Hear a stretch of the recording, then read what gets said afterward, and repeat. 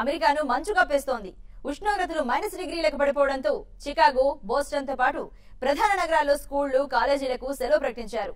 కొద్ది రోజులుగా కురుస్తోన్న తీవ్రమైన మంచు, గాలుల కారణంగా మధ్య తూర్పు ప్రాంత ప్రజలు తీవ్ర ఇబ్బందులకు గురవుతున్నారు.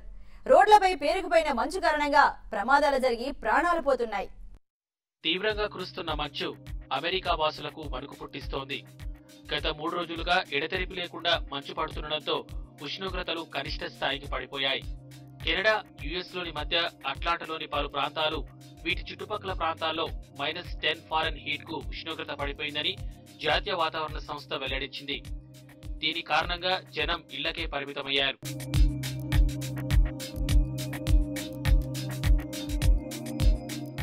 ఇక ఉత్తర న్యూయార్క్ లో పరిస్థితి మరీ దారుణంగా ఉంది. -24 ఫారెన్హీట్ నమోదు కావడంతో అడిరోండా పార్క్, సారానాక్ సరస్సు గడ్డకట్టుకుపోయింది. తూర్పు, ఉత్తర మధ్య ప్రాంతాల్లో 2 రోజులుగా తీవ్రమైన చలిగాలు వీస్తున్నాయి. దీని కారణంగా తప్పనిసరి పరిస్థితుల్లో తప్ప జనం ఇళ్ల నుంచి బయటకు రావద్దని, సాధు జంతువులను ఇళ్లలో ఉంచాలని వాతావరణ సంస్థ తెలిపింది.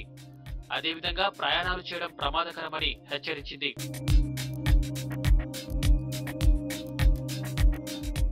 పెన్సిల్వేనియా జాతీయ రహదారిపై భారీగా మంచు కురియడంతో ట్రాఫిక్ జామ్ అయి రోడ్డు ప్రమాదం జరిగింది.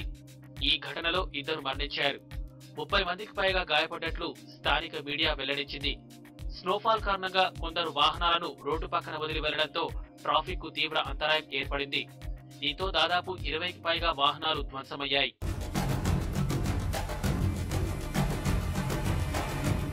మంచు తీవ్రత కారణంగా చికాగోతో పాటు యుఎస్ లోని ఇతర ప్రధాన నగరాల్లో స్కూళ్లకు, ఇతర ఇన్స్టిట్యూట్లకు అధికారులు సెలవు ప్రకటించారు.